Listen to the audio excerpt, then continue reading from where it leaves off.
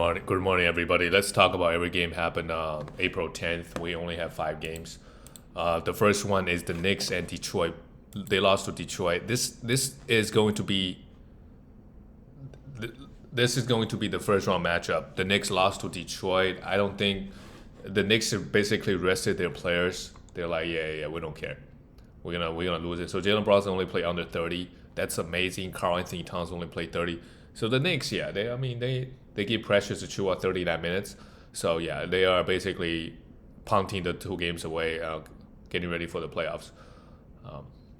So Precious Achiuwa next game. Let's see if OG is still out. If OG is out, then let's roster him.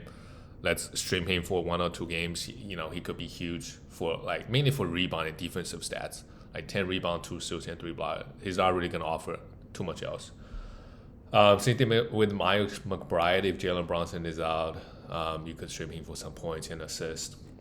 For Detroit, I guess they were still trying this game, but it doesn't look like it because like all the starters, like All-Star Thompson only plays 21, Tobias Harris played 27, Jalen Duren played 26.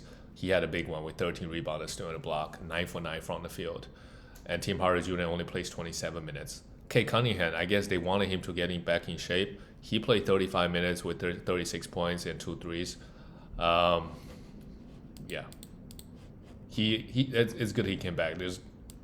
He's played good all season. It's bad that he missed a game. He missed a week or two. Last couple of weeks because of the injuries. But he's been balling all year. Kate Cunningham. Hold on. Let me just check his ranking for the whole year. Because this year, I guess this year is the year he really break out because people had kind of high expected 28th ranked player. Really good stuff because 26 points and 9 assists. That by itself is amazing. The problem is 4.4 turnovers and lack of defensive stats. But when you have such a high usage, sometimes you're not going to put as much effort on defense. The next one is the Cavaliers lost to the Pacers. They also don't care. So they started DeAndre Hunter, who had a great one. 23 points, 11 rebounds, and 3 threes with 2 steals and a block.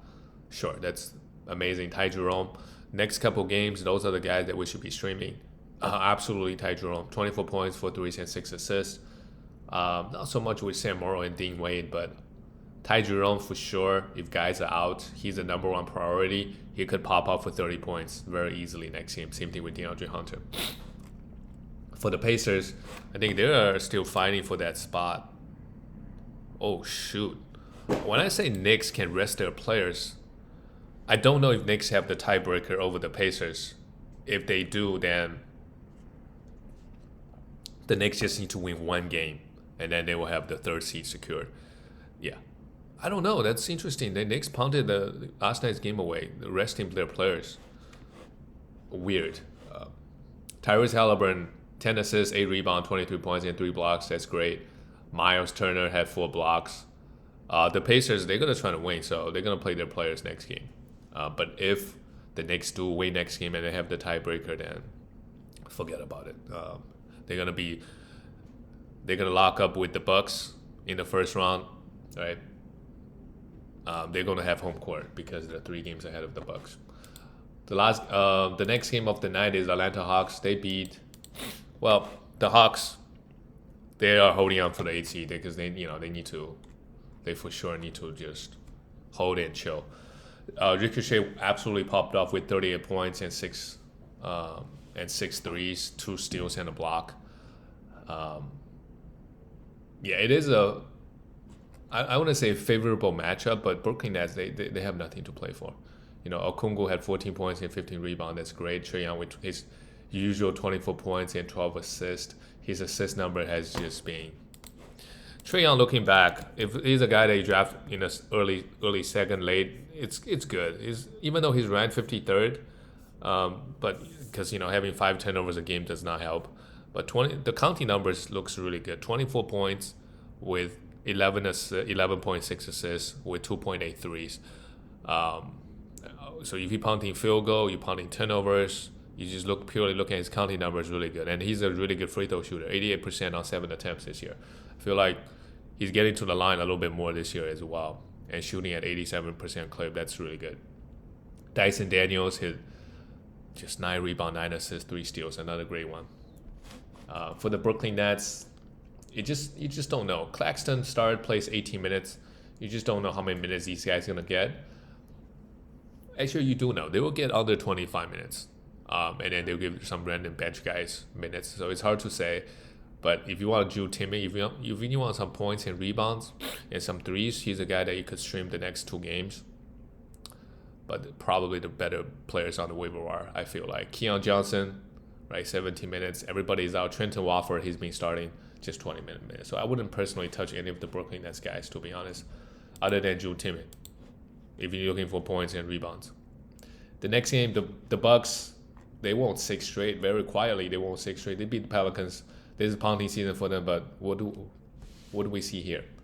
How about Elfrid Payton? 15 assists in 25 minutes. My God. If you have him and you really try to win assists this week, he's probably ranked top 5 in assists dished out this week. 15 assists here. He's just really good at getting assists. Antonio Reeves, if you need 3 and points, you could have him. Yeah, I mean, this is just punting season for them. They're starting 5, right? I guess I know Jameer Robinson-Earl from OKC days, and obviously we know Elfrid Payton. But Antonio Reeves, Carlo, Keon Brooks, these guys, I don't think they really started in the NBA before. So it's good. Like, all these guys get it wrong, but nothing serious when you play in the Bucks. Giannis had 28 points and 11 rebounds in 25 minutes. Kyle Kuzma got 17 and 3 rebounds and 3 threes. Kyle Kuzma next year, you can draft him in the last round of the draft, but I would not. But I wouldn't even draft him, because ideally in the draft you want to go for some upside players, maybe some younger guys that can hit the ground running. Hit some jackpot. Kyle Kuzma, there's not much upside. He will give you some points. That's it. Some points and threes. Ryan Rollins, he's been starting, but Kevin Porter Jr. gets bulk of the usage. 20 points in 22 minutes. He's playing the bench role really well now that Dane is out for the season. He can play basketball, Kevin Porter Jr. A couple years ago, he met Jalen Green, the Rockets backcourt. So, and then they traded for Fred VanVleet. So, like, Kevin Porter Jr., he's still young. He can still play good basketball. So let's see. The Bucks, right? I wouldn't be surprised if they beat the Pacers and they play the Cavs, right, in the second round. They still have Giannis at the end of the day, so if Giannis' jump shots are falling, who knows? The next game, this game is wild, high scoring, 141, 125. Anthony Edwards, this is playoff mode, Anthony Edwards. So with this win, this is actually a huge win, because with this win now, they are, the Grizzlies have the tiebreaker over them. So they're still the 8th seed. But, if they win the next 2 games, who knows? They could climb all the way up. I don't know who has a tiebreaker over who. But the Timberwolves, they could be a 4th seed. They could be a 5th seed. Right? With this win, they're still just the 8th seed. So, but if they lost this game, I think it would just be over for them. They'll be 8th seed. Anthony Edwards with 44 points. Great. Rudy Gobert had 8 rebounds and nothing else. Julius Randle also had a great game offensively with 31 points. And you have Dante and Nasri came off the bench. Both guys didn't really play that well here. It's really just Anthony Edwards and Julius Randle this game. For the Grizzlies, Ja Morant, 36 points. Great. Desmond Bane, 28 points. Great. Jaren Jackson Jr., 23 points. They played really well offensively, the Grizzlies. They shot 50% from 3, and they still lost by 16 points. Zach Edey had 9 rebounds and 7 points. I'm not really sure what is going on with the Grizzlies. They also fired their coach, right, like a couple weeks before the playoffs. Their playing style, I don't feel like it's going to be successful in the playoffs, because the other team really is going to slow down the pace.